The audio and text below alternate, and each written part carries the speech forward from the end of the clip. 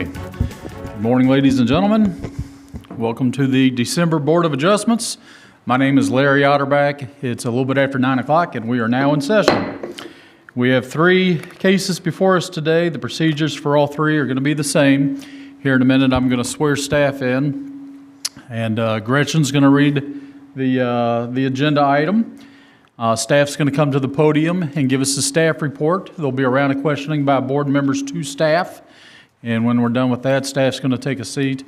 I'm going to call you, the applicant, forward. You're going to come forward to the podium. Make sure you speak directly into the mic when you're speaking.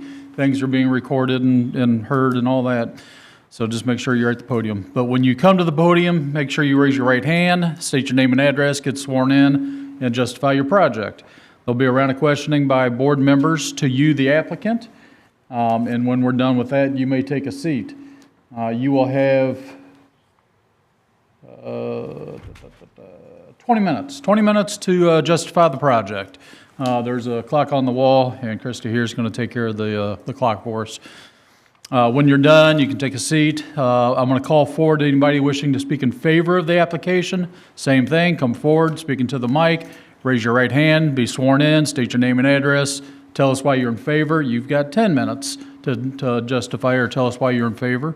I'm going to do the same thing to those opposed. Those opposed, you're going to come forward, raise your right hand, get sworn in, state your name and address, tell us why you're opposed. You have 10 minutes. When we're done with that, I'll ask for any, actually there's going to be a round of questioning by both of those parties, right? And when we're done, you'll take a seat. There'll be a time for any rebuttals of any opposition, then final statements. I'll call for any final questions by board members to anybody in the audience. I'm going to close the floor for public hearing, open it up for general discussion, and call for a vote. Okay? Phones. Make sure your phones are off or on silent. If need to use it, please just excuse yourself from the courtroom. Make sure it's off when you come back in. Board members, make sure your mics are on. And with that, let's swear staff in. Do you solemnly swear to tell the truth, the whole truth, and nothing but the truth? Thank you. Okay, Gretchen, can you read the first one, please? OC 23-042, an application has been filed requesting a road frontage variance for a tract located at 1600 West Mount Zion Road, Crestwood. Okay. All right, Ryan Fisher, Senior Planner with Oldham County Planning and Development. As Ms. Chitwood stated, we've got an application filed for a road frontage variance at 1600 West Mount Zion Road.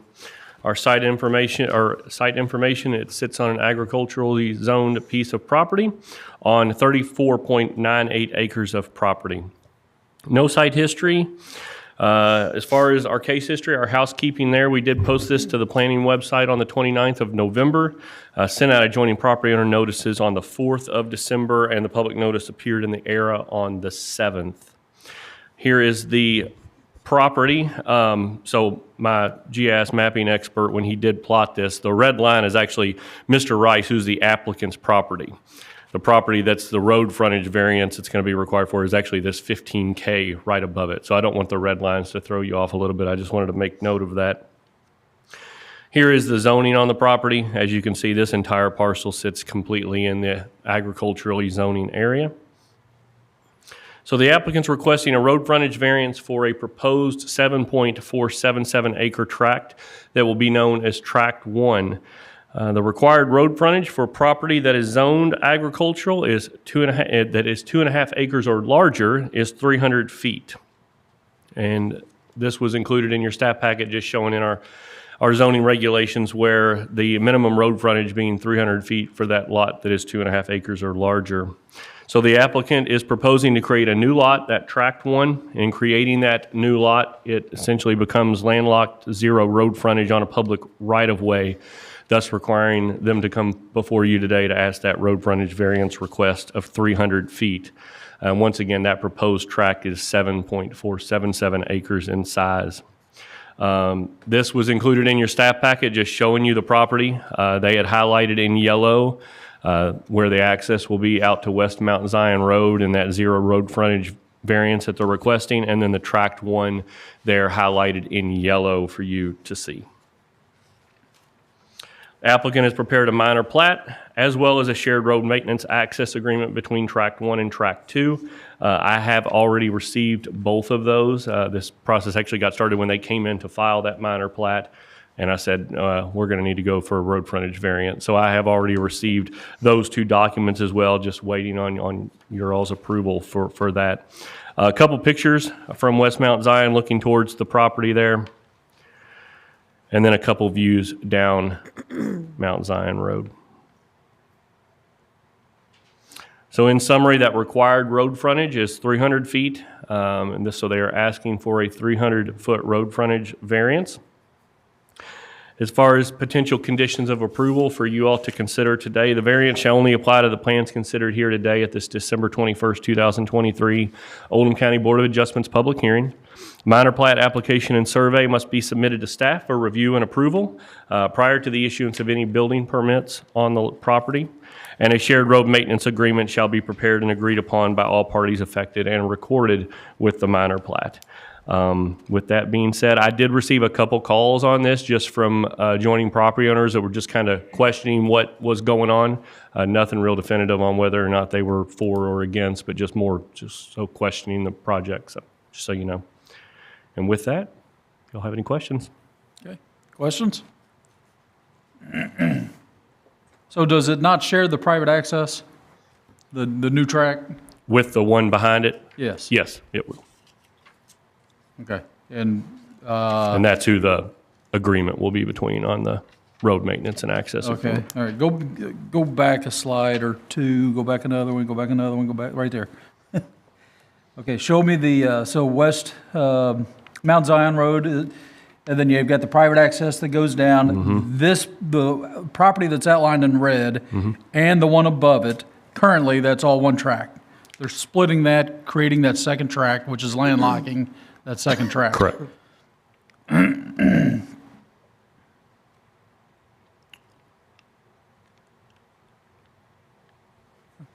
Okay. All right. Any other questions? Okay, thanks. And if we can have the applicant come forward, please.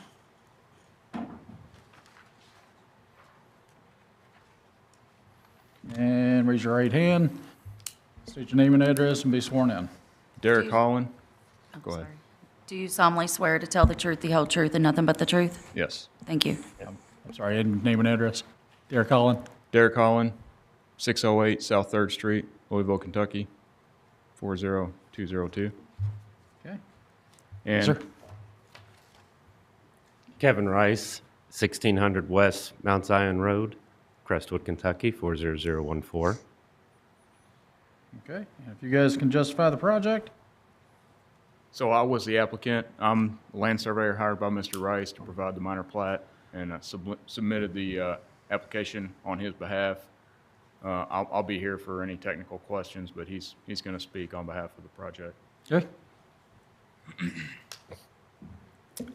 So I purchased this property from my daughter's grandmother. For my daughter, she's also on the deed. I've lived in Oldham County since 1978. This is the third property that I've owned in Oldham County. What I need to do is do some repairs to the home. It needs some new siding, some windows, doors, things of that nature, and some repairs to the driveway itself, along with getting water. Right now I'm on a cistern, and so we'd like to run water back to the home. So the funds that would be given from the sale of that 7.5 acres, which is actually bought by the previous homeowner, John Rettelberger, who's now passed, was bought secondary. They had originally bought the larger tract that you see in red with that has the home on it, and then several years later purchased the small plot in question that we're trying to sell with the variance to raise the money for the property repairs and to improve it, to keep the neighborhood looking great. Obviously, my daughter who's in college now. When she moves, when she finishes college in 2 years, planning to come back to Oldham County, be a school teacher here, live out at that land for the foreseeable future of her life also. So this is just trying to keep Oldham County the way it is, in an effort not to have someone come in and separate that land and build more houses. The couple buying it, it's proposed for a single residence, one family to live there.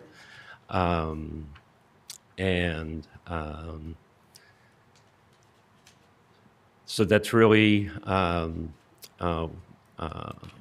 why, the only reason we are, if I had deeper pockets, I wouldn't be proposing this. However, I do need a little bit of help financially in getting the repairs and fixes done to the property. We've had the percolator test done, which the county approved, and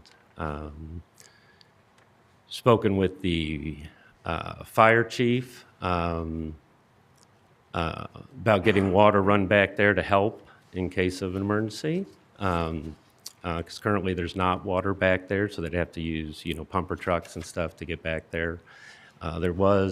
He did tell me there's a new hydrant that was installed a few years ago that's very close to my driveway, right there at 393 and 1818. Ballardsville had put in a new hydrant there, but we'd like to get something a little bit closer to the home. So that's why we're proposing this. Okay. So I haven't changed anything to the property. That was the right-of-way as it is now, is how the property was originally split years ago by the three Sweeney brothers that are now their kids and stuff for my neighbors and grandchildren. So, Good. so All right, very good. anyone have any questions? Questions? Evan, I'm sorry, No, Grace, go ahead. I'm reading the notes, and so your daughter's not going to build on the 7 acres.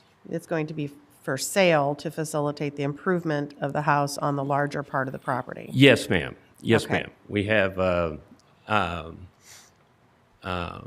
buyer in place that wishes to. They're older couple who just wish to build a small home, single home out there. Okay. All right, thank you. Yes, ma'am. The private access, the picture we have up here, excuse me, shows that I think the private access only services the proposed lot and what's in red. Is that correct? Right now, That would be correct, sir. That is, it would only service those 2 homes. okay. So I have a question.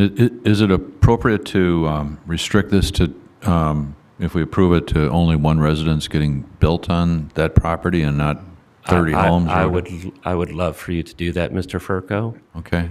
Okay? I don't know if we can do that, but I just, what my concern would be that we've got, some developer comes in and builds 50 homes back there and, it's just a fire problem or whatever, so. Absolutely. And that is it's a beautiful small piece of property that I would like to keep in the family, which it's already been in the family for 28 years now, and we'd like to keep it. And obviously, as I said, my daughter plans to reside there for the rest of her life. That's why the property was purchased by me from her grandmother, Sue Redelberger, a little bit over a year ago, about 18 months ago. And so that's that. And this would just help in terms of getting that home set for another 30, 40 years of use. Great, thank you. Yes, sir.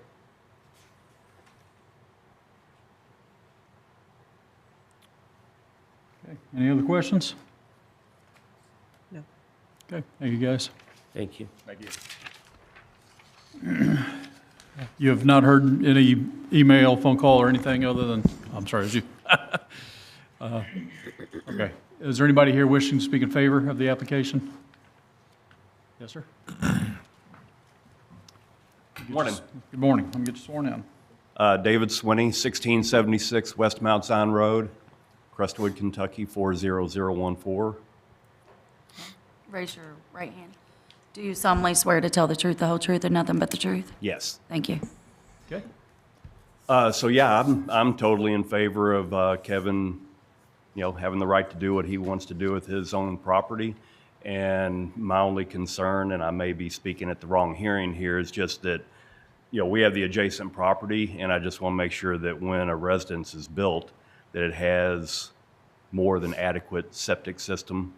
It's uphill from a pond on my property, and just want to make sure that we're all squared away there. But I completely support Kevin's right to do what he wants to do with his property, and I love the idea of keeping the number of houses to a minimum, so we're in favor of that. David, which property is yours on the picture above us? Where the big AG1 is up there, that kind of funny-shaped piece of property, my house is actually on the 1-15R, Okay. and then my daughter lives in -150 or 150 or whatever.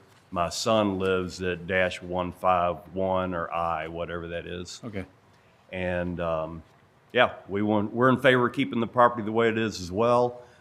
We currently own a water line running back to our houses, so we're open to working out something with Kevin and the new resident there on access to the water line. We already have a fire hydrant back at our property, so we're very open to being good neighbors as far as all that goes. I do have a concern about the septic system, so I just want to make sure that that's more than adequate. Okay. All right. Thank you. We kind of got burned on the other side of the road where my mom and dad's lake now has septic in it from a subdivision, and we were here 10 years ago fighting that battle, so. Okay. All right. Questions for David? Thank you. Thank you. Is there anybody else wishing to speak in favor of the application? All right, those opposed to the application? Any final statements from either one of you? Anything else to add? Board, questions for anybody in the audience? So I have a question just for staff. So the thing we discussed where we limit it to just one residence being built on the property, is that something we can do, or is that appropriate? I just don't know what we can do. Yeah, I mean, that's definitely something you could do. So you're allowed 2 splits within 5 years. You're also only allowed 3 parcels off of an access easement. So the fear of a big subdivision or more homes than just maybe one other one all would have procedures that they would have to go through. So they would either have to come here to ask for a 4th parcel off of an easement, which we just heard a case like that yesterday. Somebody would have to come with a preliminary subdivision plan, anything of the sort. So I don't know if council wants to throw something in. He looks like he wants to speak. I'll defer to him. This, have you seen the maintenance agreement? Yes. You have? Yes. I have that and the minor plat application. That's the important one to me is Yeah. you have a proper maintenance agreement for those and for potentially another lot, so. Yeah. Okay. Also, could you speak to the David's concern about the septic? I was going to try to address it, but I don't know all the facts. In order to do this, that has to go before other bodies. Well, so at building, the building construction plan approval, okay, they have to go through approval with Charlie Ward with the Oldham County Health Department first. So he approves that the site can, be served by septic, where that septic location will be based on suitable soils and things like that. I can't talk near as technical as Mr. Ward. I just hear him at TRC all the time, so I can give you a little bit of verbiage that he says. But at construction plan approval, when they come in for a building permit, they will have had approval from the Oldham County Health Department as for per septic. All right, so it's the health department that actually goes and that's where they Yeah. receive the approval for the septic and all that. Right. This body is purely looking at the, the zero access of the road. Of the road. Yeah, we don't have authority or oversight over the septic or anything like that. That's going to be the health department. That's- So, all right, any other questions for anybody? Okay. All right, with that, I'm going to close the floor and open it up for discussion.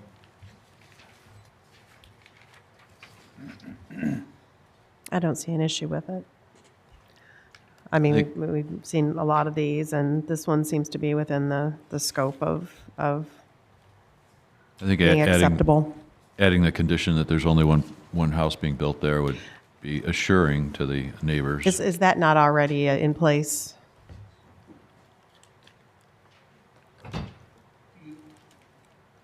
You have conditions of approval, and one of them is that it only applies to the plan that was submitted today. Now, I want to understand your question. You can only have one house on one lot. However, there are accessory dwelling units. They would have to come before the board to get a detached accessory dwelling unit. So if your question is simply, are they only going to build one house on this lot, based on what they're presenting today, the answer is yes. But there are options in the future. Either, like Ryan said, they could potentially further plat, which would have to come back here, or they would have an accessory dwelling unit if that's what they wanted. But they aren't expressing that today. Right. They're just wanting to build one house. So Right. I'm not sure if I'm So answering the your other, question. so to build more, they would need additional approvals to do that, so, Yes. okay. So there is some assurance. From other bodies, they need to go to the planning commission to, I guess, is the planning commission that? Well, if do an they were additional going to plat? divide this again, it would have to come here because they didn't have, for the same reason, a variance for the road Road frontage. Okay. variance. If they were going to do an accessory dwelling unit, they'd have to come here for a conditional use All right. permit. If it was So it's detached. effectively limited to Right, already, so okay. I don't think we need to cover right. that in any kind of a condition of approval, Okay. other than the one that says it only applies to the plan that they presented it. today. Thank you. I didn't hear any intention to do anything more Right. than one house. Okay, Right. thank you. Okay. Any other discussion?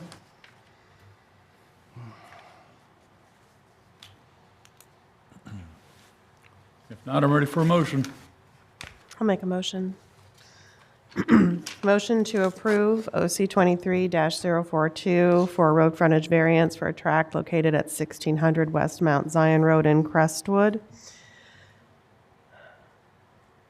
It will not adversely affect the public health, safety, or welfare, and will not affect, or will not alter the essential character of the general vicinity, and will not cause a hazard or nuisance to the public. It will not allow an unreasonable circumvention of the requirements of the zoning regulations, because it will not negatively affect the area or negatively impact the adjoining properties with the correct conditions in place. Those conditions being: the road frontage variance shall only apply to the application considered at the December 21st, 2023 Oldham County Board of Adjustments public hearing. A minor plat application and survey must be submitted to the staff for review and approval prior to the issuance of any building permits. A shared road maintenance agreement shall be prepared and agreed upon by all parties affected and recorded with the minor plat. And that is my motion. Thank you. Do I have a second? I'll second. Thank you, Charles. Discussion? All in favor signify by saying aye. Aye. Those opposed? It's been approved. And if you can read the second one, please. OC 23-043, an application has been filed requesting a maximum square footage variance for a proposed addition to a detached accessory structure on property located at 2305 North Highway 53 in LaGrange. Thank you. Yep. Good morning, Brian Fogel, Assistant Director, Oldham County Planning Development Services. The request that you all have before you right now is a variance in the size of an accessory structure or garage. It's located at 2305 North Highway 53. In terms of the housekeeping, notification was given for today's hearing.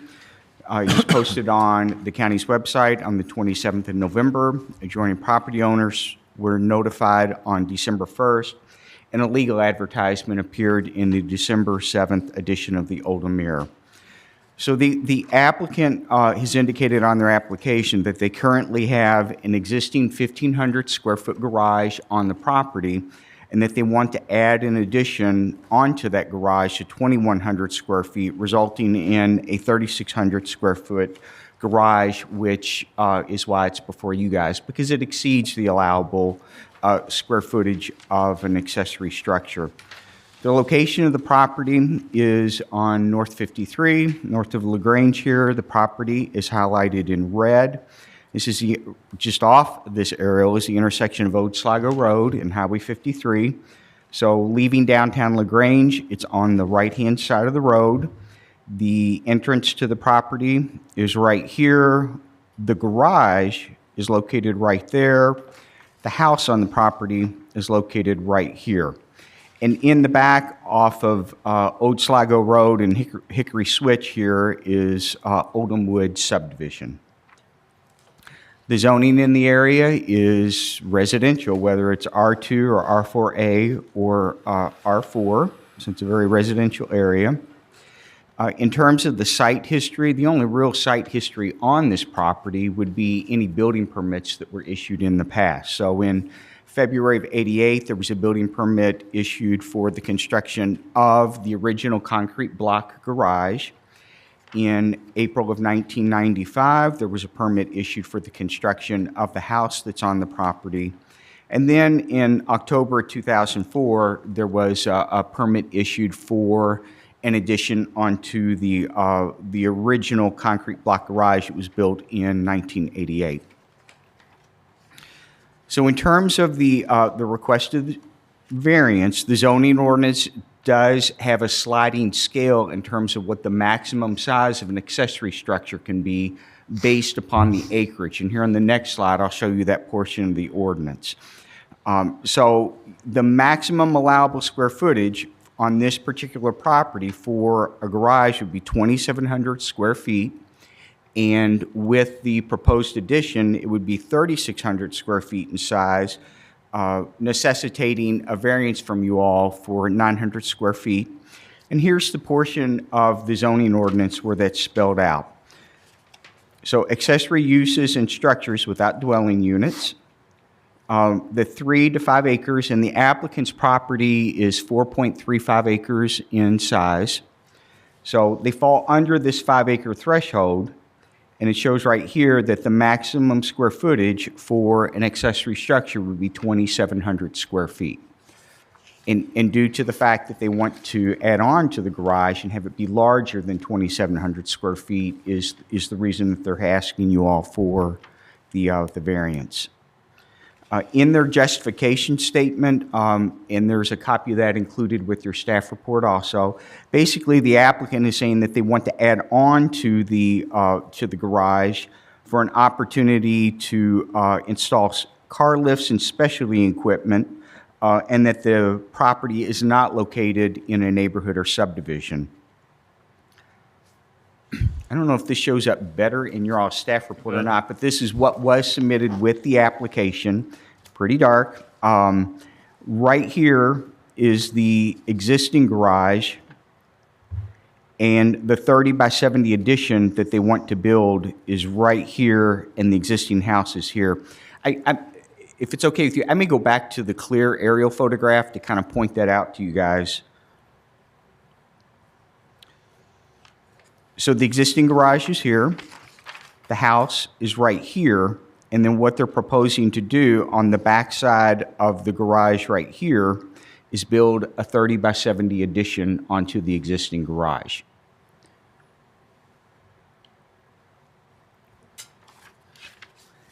And then also with their application, they submitted this to give you all an idea of what the building would look like that's on the backside of the garage if they get approval for the addition.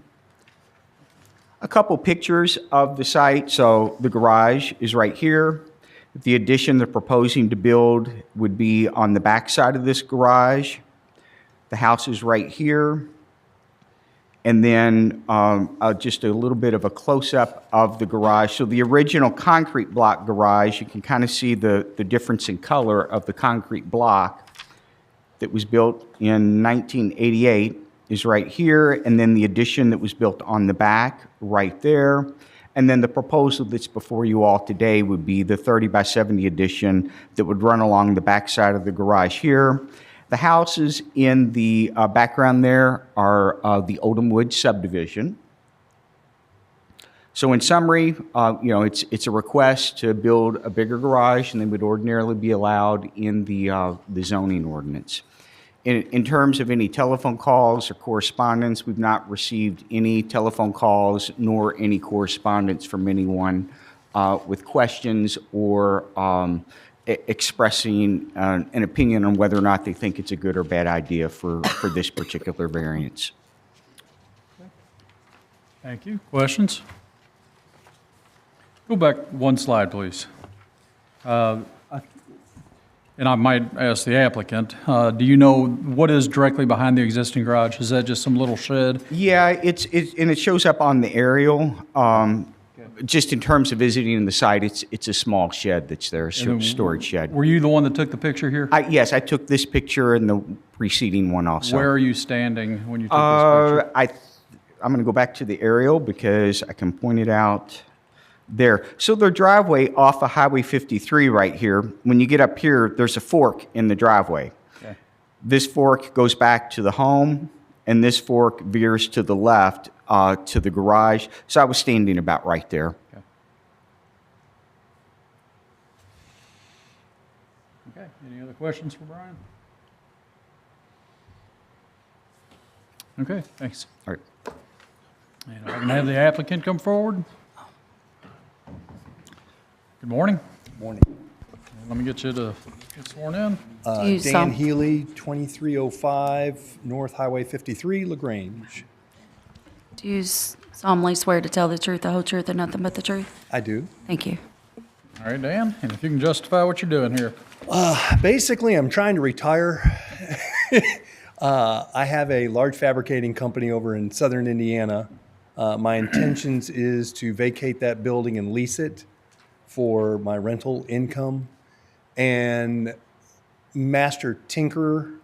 I have several patents on products that I've produced over the years. What I would like to do is bring 3 or 4 pieces of my equipment along with a car lift for my toys and my car projects. Be able to put a 4-post lift in to be able to take a couple of our cars and be able to put them in stacked up.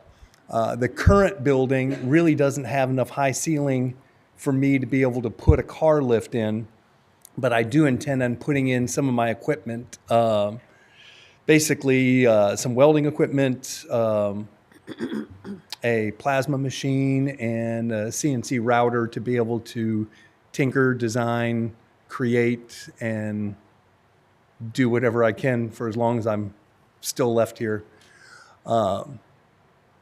We spoke with several of the neighbors. None of the neighbors had a problem with it.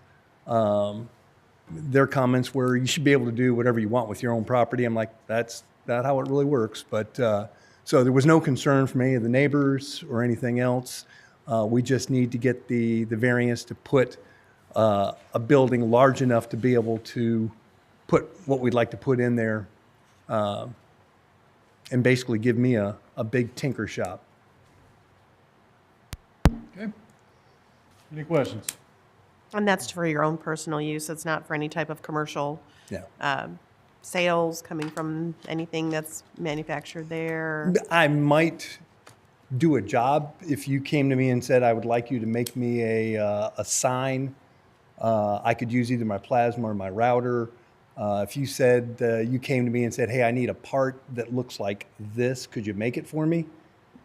Those kind of things I could do, but there won't be a shingle hanging out on the front, enticing business or anything else. I make pineapple peeling and coring machines now for make what? supermarkets. Pineapple peeling and coring machines. So if you've ever been in a Kroger or anything and gotten a little pineapple in the clear plastic containers, those are my machines, my patents. I've done that for 33 plus years, and I really don't want to be making any more pineapple machines. Can you speak to the quality of pineapples? All Well, yeah, slightly, but. right, any other questions? No, no. I've got just a couple. And it's kind of keying off what Gretchen was talking about. And you had just said that you're not going to advertise any commercials. So for a hobby shop and hobby shop only, no commercial activity, and you're okay with that being as a condition of approval, that there won't be any commercial activity out of the shop?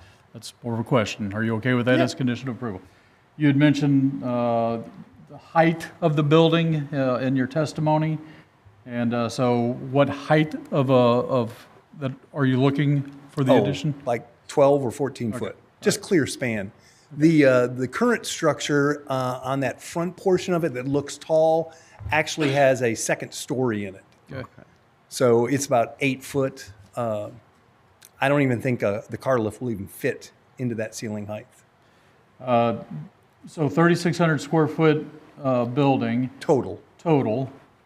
And for a hobby shop only, you had mentioned other types of equipment, but you also kind of alluded to, car lifts and you're stacking cars. And I just want to make sure that we're not talking, when you mention other equipment, nothing's going to be disruptive or abrasive to the neighbors. No. Okay. You mentioned a welding machine and a router and plasma, but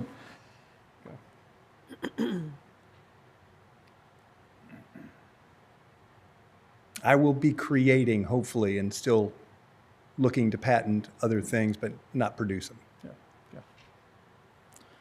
And that clears it up. Thank you. That clears up that question. Okay, any other questions? All right, thank you. And is there anybody here wishing to speak in favor of the application? Opposed to the application? Final statements, final words, anything else? Questions for anybody? Board? Okay, I'm going to close the floor and open it up for general discussion.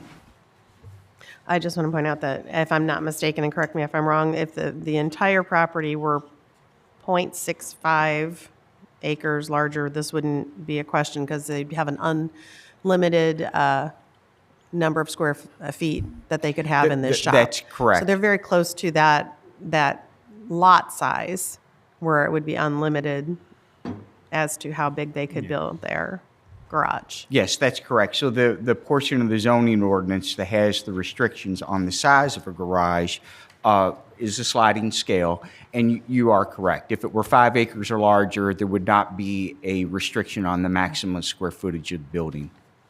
Okay. Thank you. So Gretchen, I'm just now looking at the suggested conditions of approval, or it just dawned on me that we didn't even talk about living space. Right. Do we need to open the floor back up and bring them back before us and ask about living and water and bathroom and all that? Is it your intent or anybody's intent that's making a motion to put that in the motion? If so, I think we need to open the floor and bring them back up. Would that not be covered under commercial if Just say no commercial activity. And I would say no commercial activity. I don't think a living space, I mean, if we're looking at it as a rental or something like that, that would be considered commercial activity, wouldn't it? Or is that too gray of an area? I don't think so. Maybe that's a question for staff. It's not residential, so we good. Yeah, the suggested condition in there in the staff report is guarding against what a future property owner may be interested in doing with the property, in addition to the commercial or industrial, besides, you know, the creative inventing that someone would do as a hobby that might blossom into a business invention. With a large space like that, we're just trying to guard against the possibility in the future that someone may want to convert a portion of a larger building like that and use it for a dwelling unit without some type of review and approval by you all or someone else in a position of authority. It's kind of a standard condition, but it's your all's discretion on what you want to do. Okay. Probably ought to do that. I mean, one of the things you want to try to limit is CUP residential issues, and that's the. Yeah, I understand, and I agree, totally understand, but it's just, we never even addressed it with them. I suggest we open the floor, bring them back up, address it, close the floor, and then we can include that in the. Okay. We can have a motion to reopen the floor. I'll I'll move make a it. motion to reopen the floor. Or second. All right, thank you, Charles, for a motion, Bill for second. All Aye. discussion? All in favor, signify by saying aye. Aye. Those opposed, floor is reopened. If I can have you come back forward. You heard what we're talking about. Do you have any intent of No, living there's space or? no living space at all. Possibly a bathroom, just to keep from. Sure. But that wasn't originally in the plan. But now that you've mentioned that, Yeah. I don't know. I think there's water to the building, basically like a spigot. Are you okay if we put the condition of approval that there shall be no living space? Oh yeah, that's fine. But is it possible to put a bathroom in Yeah. there? Oh, okay. Yeah, because that would be Yeah. that would be good. Again, I think you need additional permits to get the water run and Yeah. whatnot, but, Yeah. okay. Any questions? All right, I'm going to go ahead and close the floor again. Thank you, appreciate it. Board, are you guys ready for me to close the floor again? All right, I'm going to close the floor and open it up for any other further discussion. If no discussion, I'm ready for a motion. I'm adding this one. Yeah, add as a number 4. Yeah. Yes, okay, so I have a motion. All righty. All right, motion to approve a maximum OC 23-043 for a maximum square footage variance for a proposed addition to a detached accessory structure on property located at 3505 North Highway 53 in LaGrange. The structure will not adversely affect the public health, safety, or welfare and will not alter the essential character of the general vicinity and will not cause a hazard or nuisance to the public and will not allow an unreasonable circumvention of the requirements of the zoning regulation because it's within the scope of what is allowable with a variance on that property. Conditions of approval. The variance shall only apply to the application considered at the December 21st, 2023 Oldham County Board of Adjustments public hearing. There shall not be any commercial and/or industrial activity conducted out of the accessory structure. The accessory structure shall not be occupied as a living space, and no living space will be added to the requested structure. That's all. All right, do I have a second? Second. Okay, thank you, Bill. Discussion? All in favor signify by saying aye. Aye. Aye. Those opposed? Been approved. And Gretchen, if you can read the last one, please. OC 23-044, an application has been filed requesting a conditional use permit for an owner-occupied short-term rental property located at 8600 Frasertown Road in Pewee Valley. All right. Ryan Fisher, Senior Planner with Oldham County Planning. As your Ms. Chitwood stated, this is for an owner-occupied short-term rental property. So due to the change in our recent regulations, that's what you all are going to be seeing for the most part from now on. So this application has been filed for a conditional use permit for that owner-occupied short-term rental at 8600 Frasertown Road in Pee Wee Valley. Just to note, that's just a Pee Wee Valley mailing address. That is not within the city limits of Pee Wee Valley. I just wanted to clear that up in case that may get you all. So as far as that site information, it does sit on R2 residentially zoned property on 2.196 acres. No site history on the property. As always with our housekeeping, we did post that to the website at the end of November, sent out those adjoining property owner notices to all those adjoiners on the 4th of December, and the public notice appeared in the Oldham Era on the 7th of December. Here is the property in question. As you can see, there's no house on this aerial view, but the house is located down here in this area, and you'll see some photos in a second. So there really is a structure there, I promise. Here is the zoning map showing it is in an R2 zoned area. So the applicant is requesting that conditional use permit for an owner-occupied short-term rental property. Now, I did include in your staff packets that new regulation in case you all have any questions as we go back and forth on this, since this is some new material for you. So section 250-050, and I believe I highlighted this in the regulations, but states that an owner-occupied short-term rental owner, that is the owner of record whose primary residence is located on the same lot or immediately adjacent lot of the short-term rental property. So I bolded and underlined there on the same lot, which is in this case. So this applicant will really be renting their studio apartment above the attached garage out while living in the house that's on the same property. So, and I won't go into the rest of that, but they are on the same lot. Section 250-050, item B1, talks about permitted uses and conditional use standards, states the following. In those zoning districts, R1, R2, all those good things, an owner-occupied short-term rental property owner is required to obtain a conditional use permit by the Board of Adjustments. So in those residentially zoning areas, you will see that they require a conditional use permit. If granted the conditional use permit, the owner must also comply with the operating requirements and standards as outlined in those regulations in item C. So there's some fairly extensive ones there. I will note a couple in my presentation basically on the occupancy and the parking requirements. I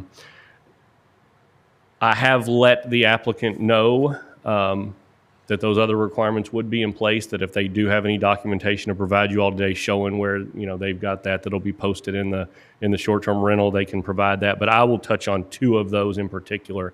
So as I stated, the owner plans to rent that studio apartment in the attached accessory dwelling unit there above the attached garage. And that short-term rental has one bedroom, so we'll have a maximum occupancy of 6 individuals, and that's per section 250-050, which I've highlighted there for you to show that it's twice the number of bedrooms plus 4 to get the allowable number. So that will give us 6 individuals. Here is the site plan showing the home on the property, also showing the dedicated area for the short-term rental parking, which is new in our regulations.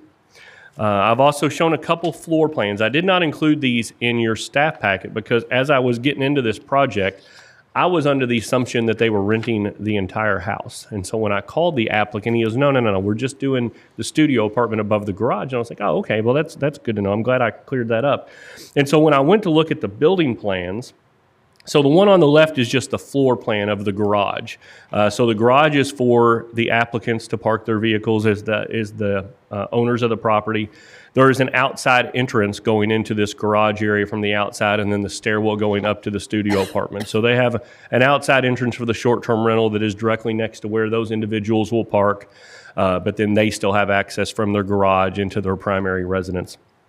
But when I went to go look at the floor plan above the garage, what I found out was this was drawn up this way to show that there's going to be a full bathroom, a kitchen area. You've got the living space here where the bed will go to live. But the permits that were pulled on the property only really roughed that space in. All right, so you're going to see in a second when we get to the conditions of approval, I've got one in there about requiring them to get all the necessary permits. I spoke to the applicant and said, hey, it doesn't appear that there was a final permit pulled on all of this. And I think there was some miscommunication that he was under the assumption because it was drawn out this way in the original plans, that was the original permit. So on this, as of right now, they have got a final electrical permit. They've got a final plumbing inspection and permit already completed, and they've been in talks with our chief building inspector to get the other permits. They're currently trying to get an HVAC permit because they did put a mini split unit in, and then they've been in communication with their chief building inspector to get the final building permit and certificate of occupancy on that. So you'll see I put that in the conditions of approval that all of those will have to be met before any sort of short-term rental permit or license will be issued to this individual. Would that include a structural permit to make sure the trusses underneath are adequate for residential use? Yeah, that will be what the chief building inspector does on that final building permit Okay. application before he issues a certificate of occupancy on that space. So I just wanted that to clear up any confusion that might have. Just a couple elevation drawings for you. This is looking at it from the rear. This space over here on the right, the upstairs is the studio apartment above the garage. And then a left elevation showing that garage, and then the space above where they will be doing the short-term rental. So the short-term rental is also required to have 2 parking spaces. That's based off the maximum occupancy in that new regulation. So section 250-050, item C, number 12 says that parking shall be provided on the same property in which the short-term rental property dwelling unit is located, and the minimum number of parking spaces for transient guests shall be determined by the maximum occupancy divided by 2.5. All right, so we had that maximum occupancy being 6. Divide that by 2.5, we get 2.4 parking spaces. So doing easy math, since I'm from Indiana, that gives us 2 parking spaces because we don't round up until we hit 5. So I do remember that. So two parking spaces would be required, and they do have that shown on their plans. Here's a picture showing that pad that they provided. This stairwell here will go directly into this door into the garage, and will lead the occupants of that short-term rental directly upstairs. And that is long enough for 2 vehicles to be parked in that spot. Couple photos that were taken. You can see where this truck is parked at. That is the parking spaces for the short-term rental. Another view of that, looking at the rental unit upstairs.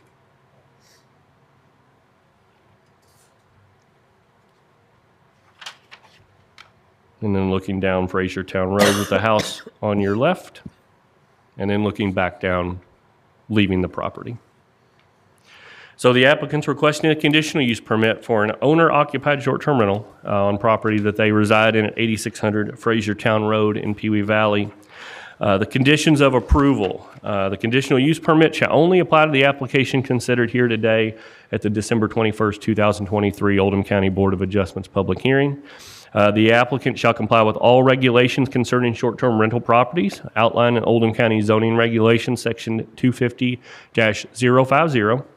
The applicant shall apply for and be issued any necessary permits for the studio apartment and receive a certificate of occupancy for the space prior to receiving a short-term rental property permit and license.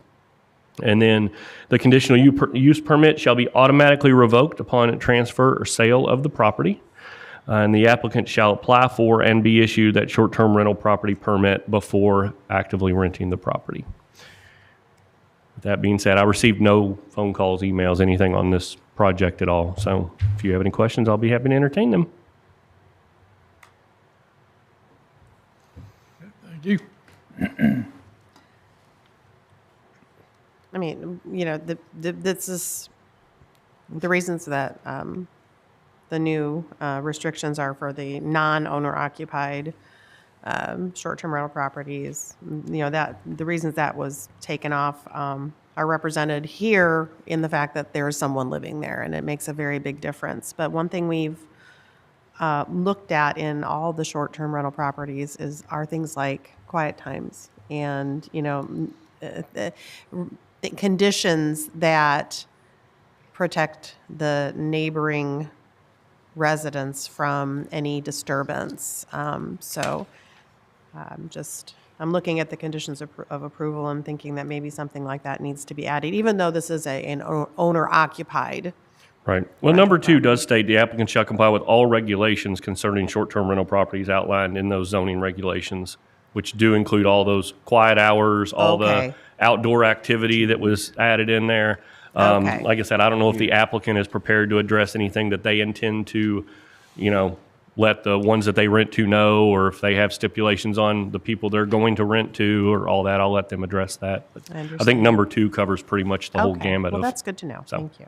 Yeah, I have a question. So I know the intent is just with respect to the space above the garage, but is there anything that then would restrict doing a short-term rental on the main residence in addition to the second level? Well, I think from this case, it would be the fact that they're only allowed 6 occupants. And this particular permit, this particular conditional use permit only says the studio apartment. So if we look at conditions of approval, that first one shall only apply to the plan considered here today. I think if they did intend to do that, then they would need to come back to the Okay, board. got it. I don't Thank you. believe that's their intent. They have not expressed that to me. Right. Like No, I said, I just wanted to make sure it's clarified, yeah. Also, just one more thing, just for my edification, how did we come up with 2.4 dividing 6 by 2? Do you all remember how we came up with that math? As far as parking, Yeah, As far as the parking? how did that happen? In the process dating back through to the spring, when you all started to really hit a critical mass on the request for the non-owner occupied, and it was creating issues, we had to come up with standards. And one of those standards is a parking standard. The reality is, I think it's just... Research in other jurisdictions, short-term rentals. We just kind of compared what everybody else was requiring and came up with that number. It did go through the study review committee, the planning commission, and the legislative bodies, and they all Okay. approved it. Well, just interested in how that came about. Thank you. I'd like to know what's the difference between short and long-term rental? So short-term is anything less than 30 days of rental. Anything greater than 30 days is considered long-term. As we kind of went through the process, I was educated. I've never had any rental property in my life, but supposedly when you're over 30 days, it makes it a little bit harder to remove people from property. Okay. We found that out. So short-term rental property, and in most jurisdictions, that's about the same definition, Okay. anything less than 30 days. okay, thank you. If we can have the applicant come forward. Morning. Good morning. My husband and I... Let me get you to state your name and sorry. address Yep. and be sworn in. Do you solemnly swear to tell the truth, the whole truth, and nothing but the truth? Yes. Thank you. And name and address? Rebecca Pate, 8600 Frasertown Road, PB Valley, Kentucky 40056. Okay. All right. My husband and I own the home jointly. He has been primarily in communication with planning and zoning, but he has started a new job and was not able to be here this morning. And so hopefully I can answer all of your questions as thoroughly as possible. Just to give you a little history about how we got out here and what we're doing. We sold our home in the Upper Highlands in early 2021 to get out of the city and onto some land with my folks and for our children to have a spare space to play and grow. My folks live on one of the 3 tracts that we own, and we built on the other. The plan has always been to build a garage studio to help offset the cost of building. We built during COVID, and so costs rose continually as we were building our home, and then the impact of inflation, along with a 1% jump in our homeowner's loan a month before we closed, has pushed us to finish this project a little bit quicker than we had planned to. We have been moving forward on this project since May 2022 when we moved in, gathering information, renovating it, furnishing it, and finishing the details. And so my husband's been in communication, and we were operating under the old rules. When we went to finally get our application, short-term rental application, we found out the rules had changed in August, and that's why we were here. But we've been working toward this for a few years now. And then I think actually we are the first application of this type to come before the board. And so to apply for this conditional use permit, And we will also be the only Airbnb in Pewee Valley, as the city of Pewee Valley does not allow Airbnbs. But as we have a Pewee Valley address, we hope that this will be a good service for community or people who are hoping to come see their grandkids and stay for a few days. So any questions I can answer. How do you, I'm sorry, how do you plan on advertising? We plan to do Airbnb first and see how that goes.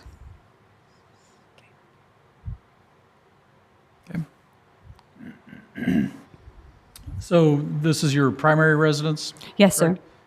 Did I just hear you say you had three other, or maybe two others, a total of three? Is it- So the whole property around it, we have three separate parcels of land, and my parents live on one, we built on the other, and then we have another tract that's just woods. Okay. So why short-term rental versus an ADU, long-term, 30 days, under 30 days?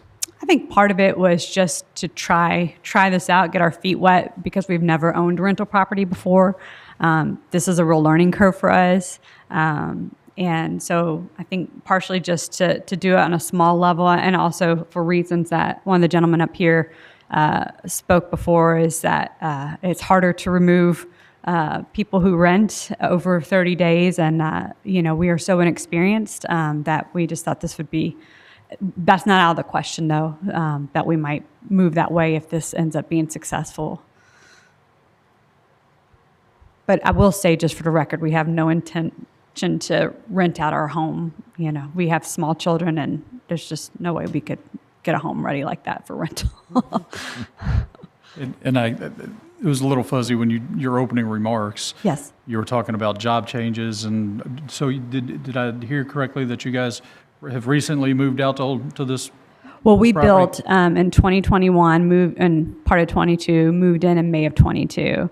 And just, I had mentioned that a month before we closed on our final mortgage, it shot up 1%. And so it made us very interested in getting this garage apartment up and going. And so we've been working on that since we moved in. I did mention that my husband has a new job, so he's in training right now, was not able to come this morning. But he had been primarily the one in communications with the gentleman over there.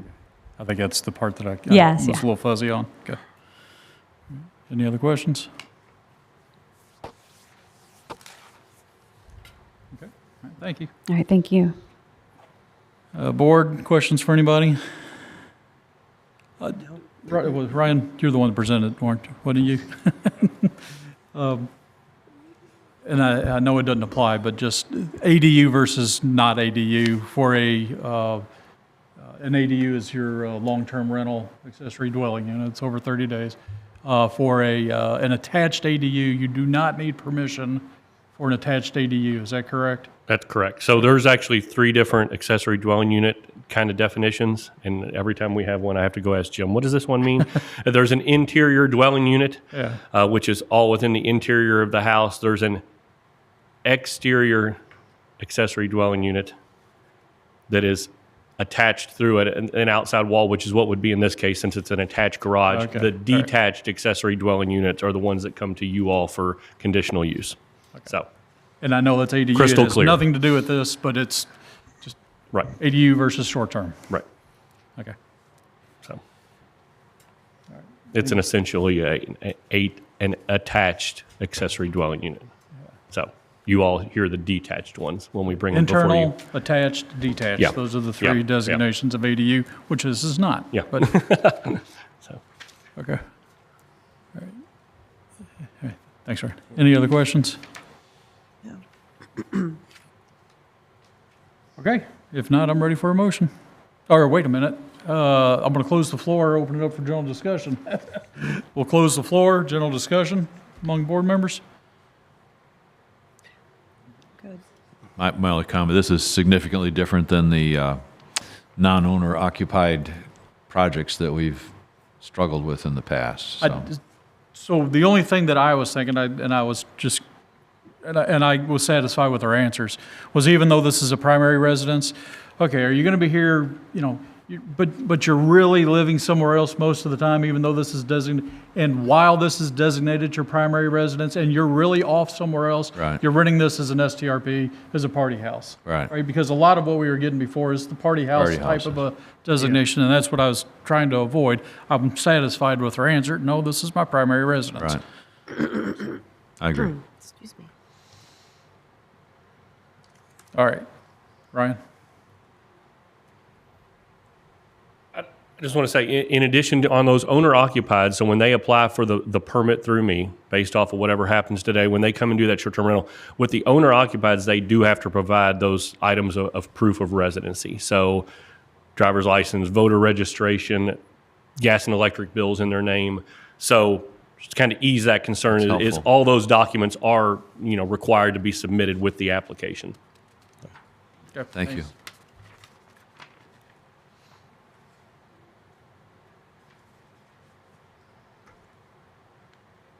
As far as the suggested conditions of approval, we typically haven't put this in, although I think we started it a couple of months ago, and I very much like it, that it's automatically revoked upon the transfer or sale of the property.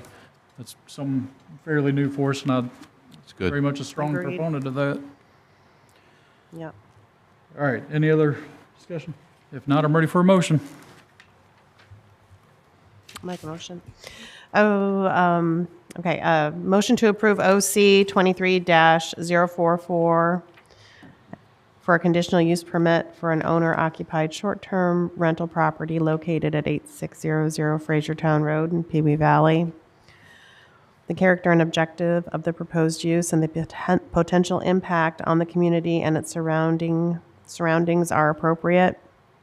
The conditions of approval are: the conditional use permit shall only apply to the application considered at the December 21st, 2023 Oldham County Board of Adjustments public hearing. The applicant shall comply with all regulations concerning short-term rental properties outlined in the Oldham County zoning regulations, section 250 through 050. Section 250-050. The applicant shall apply and be issued any necessary permits for the studio apartment and receive a certificate of occupancy for the space prior to receiving a short-term rental property permit license. Conditional use permits shall be automatically revoked upon the transfer or sale of the property. And the applicant shall apply for and be issued a short-term rental property permit or license before renting the property. And that is my motion. Can I get a second? Second. Thank you, Bill. Discussion? All in favor signify by saying aye. Aye. Those opposed? It's been approved.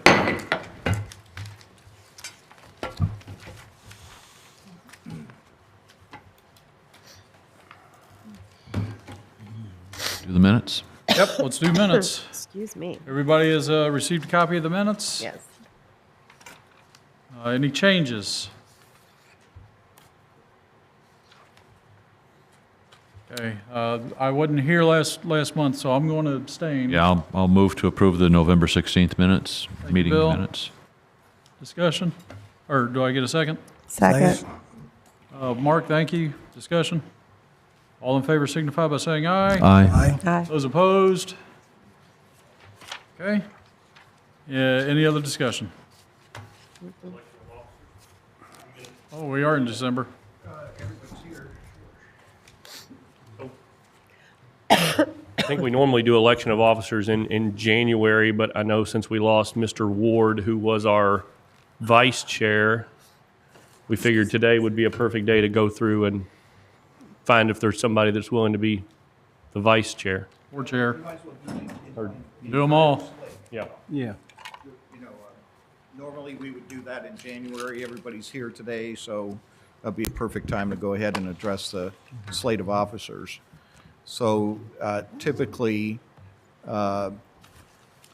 somebody makes nominations, and you can take the chair as the first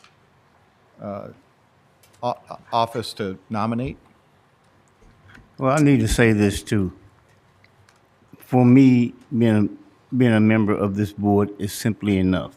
I'm not here running for any offices, so I'm letting you know now. Do not nominate me. Just keep me here. That's all. You want to right. sign and write in, okay. All right. So there's one person's taking his name off the list of chair. Again, we're nomination for chair. Are you willing to do it again? I am. Okay. I don't know if all you guys, so the chair simply chairs the meeting. The vice chair, you know, in the absence of the chair, the vice chair steps up. And then you've got the secretary. Typically, hang on. The chairperson, you know, as far as me, I've only missed a couple. So the vice chair, no big deal, but it does happen, so. Happened last month. Can I nominate Larry? Well, I'm sorry. Nomination for chair, there was a motion to nominate Larry as the chair. Yes. I guess since you're not supposed to officially conduct the meeting, I'll go ahead and do it. Is there a second to that nomination? A second.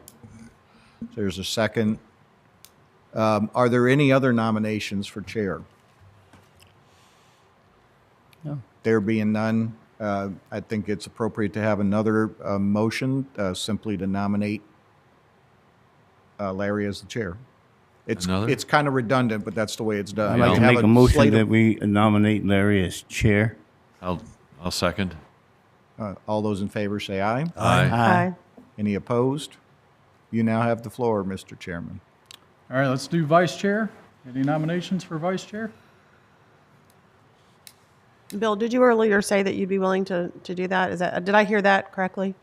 No, you didn't, but Didn't? Oh, if there's I nobody thought I else did. that wants. I heard it. I nominate Larry as vice chair. Who? Larry. Bill. Bill. Bill. Bill as vice I will chair. said accept, Larry. sure. No, you did not. It's done. So a It's second nominated. nomination?